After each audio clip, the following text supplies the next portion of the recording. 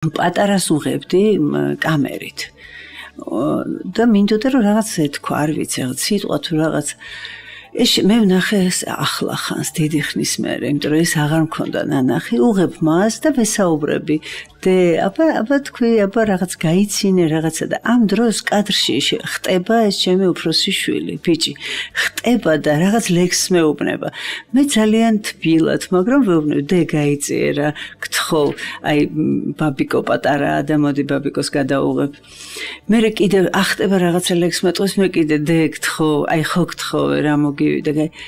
და მარტა ეს რომ ვნახე როგორ მომინდა ხელი შემეყო და მომეჩეჩა საკუთარი თავი რომ ბავშვი რომელიც არის 7-8 წლის და უნდა რომ რაღაცა ლექსი თქვას თუ რაღაცა გამოხატოს მე მას კი მართალი არ მიჩხუბია და თითქოს ჩემი ჭკუით შეურაცხყოფა არ მიმიყენებია მაგრამ მე მას უარყოფდი წევდი გვერდით იმიტომ რომ იმ მომენტში გაცნობიერების თემა არ იყო, ხო? რა თქმა უნდა, საკეთებდით პირიქით სიყვარული. რა თქმა უნდა, არა, აი მაგას ვამბობ, რომ იმდენ შეცდომას უშვებ ჩვენ ისედაც, რომელმაც შეიძლება ტრაუმატიზაცია გამოიწვიოს ადამიანის და მისი ქცევა შეცვალოს.